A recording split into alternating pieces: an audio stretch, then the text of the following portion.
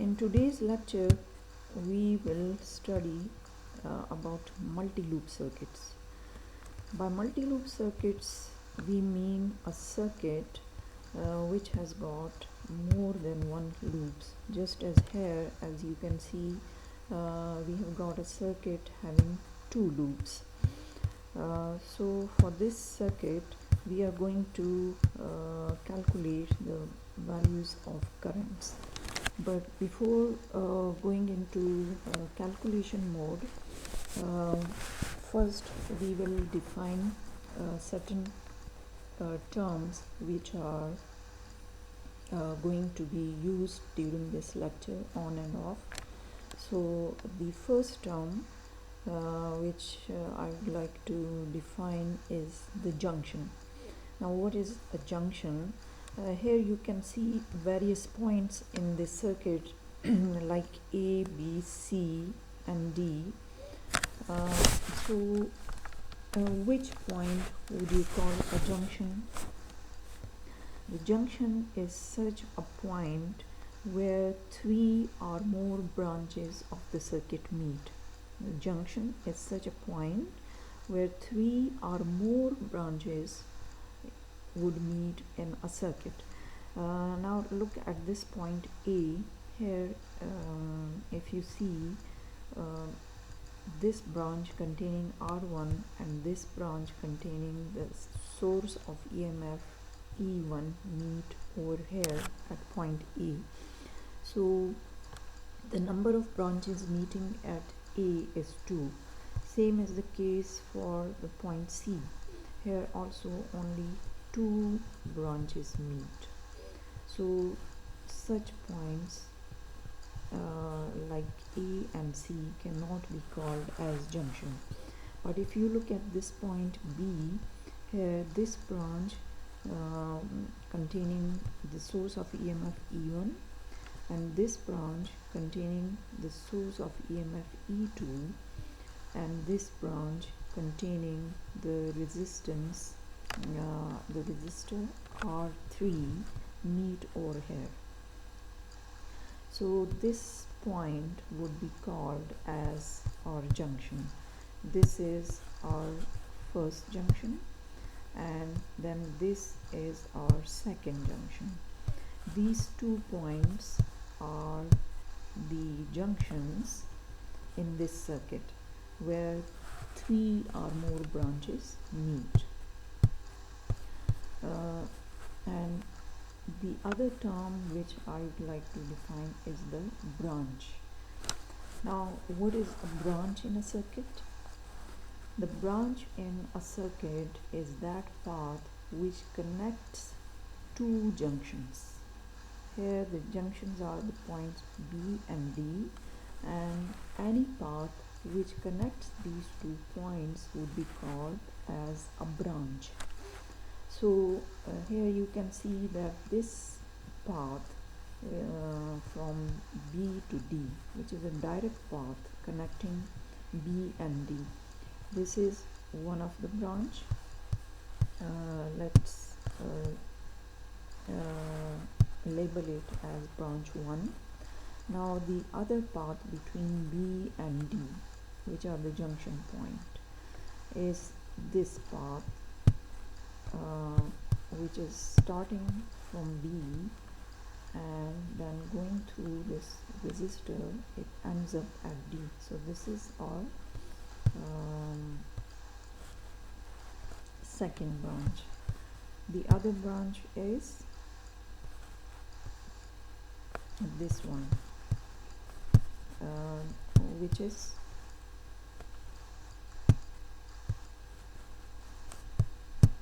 starting from point B and then ending at point D through this path.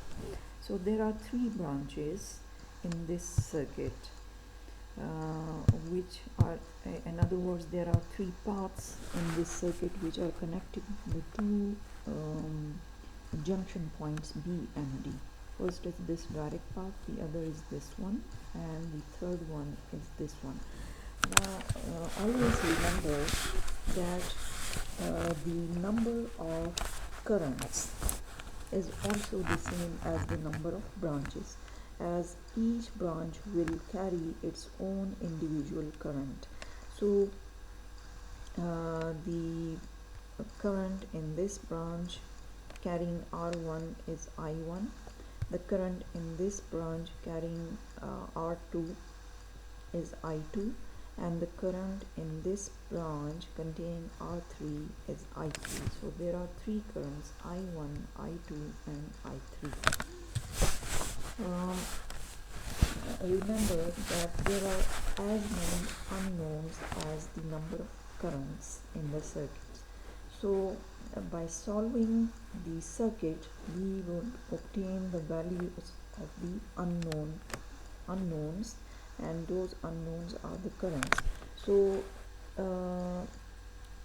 the unknowns are the currents, and the number of currents is equal to the number of branches. So for this particular circuit, we are going to determine three currents, which is also the number of three unknowns. So you must know this fact that we would require as many number of equations as is the number of unknowns over here. So for calculating three currents, we must have three equations over here. And how would we get those three equations? We would apply the junction rule, and we would also apply the Kirchhoff's voltage rule or the loop rule. So the junction, now the number of equations in terms of junction rule would be equal to 1 less than the number of junctions. There are two junctions, B and D. So the junction equation, or the number of junction equations, would be 1 less than 2. So we would have only one junction equation, or one equation which would be the Kirchhoff's current rule applied to this circuit. Similarly, the other two equations would be obtained by applying the Kirchhoff's voltage rule or loop rule. Now, since there are two loops over here, so the number of loop rule equations would be 2. Once again, I would like to repeat this rule, that the number of junction equations would be 1 less than the number of junctions in the circuit. Since there are two junctions, so the number of junction equations would be 1. That is 2 minus 1 would be 1. So there would be one equation in which we would apply the junction rule or the Kirchhoff's current rule. And since there are two loops, so the number of loop rule equations would be 2. One applied to each loop. So first let us apply the junction rule to this circuit. The junction rule is nothing but the Kirchhoff's current rule, and according to that rule, the number of currents, or the sum of the currents towards a junction, would be equal to the sum of the currents away from the junction.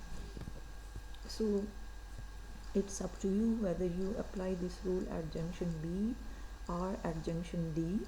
It would yield the same result.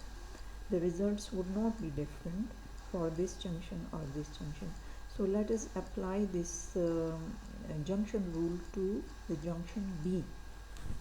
Now if you see how many currents are leaving this junction, one is this current I3 and the other is this current I1.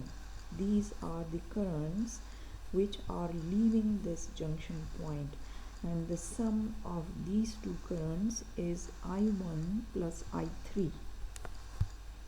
So this sum represents the sum of the currents which are leaving the junction, and this must be equal to the sum of the currents entering this junction.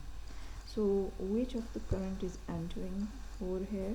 This is I2, because the direction of this I2 is upward and it will enter this junction point B. So this is the equation which we have obtained by applying the junction rule to this circuit. This is one of the equation. Now since there are three unknowns, that is I1, I2 and I3, so we would need two more equations. A total of three equations would be required to determine these three unknowns. So the other two equations are obtained by applying the Kirchhoff's voltage rule. So let's first apply the Kirchhoff's voltage rule to this loop. This arrow gives us the direction of the traversal of this loop, and this is the direction of the traversal of this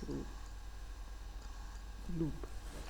So and you can see that this is a counterclockwise direction, that is we will traverse this loop in the counterclockwise direction, and we will add up all the voltage changes which we come across unless and until we reach the point where we started from. So let us start from the point B and then add up all the voltage changes which we come across while traversing this loop in the counterclockwise direction, and then arrive back at point B. So let's start from this point. Now the first voltage change which we come across is when we pass through this seat of EMF, and since we are crossing this seat of EMF in the direction of the EMF E1, so this voltage change would be positive and it would be recorded as E1 over here. Now the next voltage change which we come across is when we cross this resistor R1, and we are traversing it in the direction of the current I1. So according to the rule, this would be a voltage drop, or this voltage change would be negative. Now to remind you, the current always flows through the resistor from a point at higher potential to the point at lower potential, and this voltage change is therefore negative, and it is also called the voltage drop across R1, and it would be negative and it would be recorded as negative of I1 R1. So that negative voltage drop is recorded over here as minus I1 R1. Next, when we cross this resistor R1, then the next voltage change would be experienced when we cross this resistance in the upward direction, because we are traversing it in the counterclockwise. We are traversing this loop in the counterclockwise direction. So the current is indicated in the downward direction and we are traversing it in the upward direction. So the voltage drop would be positive because we are going from the negative potential to the positive, or from the higher potential to the from the lower potential to the higher potential. So this voltage change I3 R3 would be positive, and we will be written over here as plus I3 R3. And then finally we reach the point B where we started from. So we will add up all these voltage changes and will equate it to 0. This would be our equation number 2. Now here this was our equation number 1, here this is our equation number 2. So the next would be our equation number 3, which would be obtained sorry, this is our equation number 1.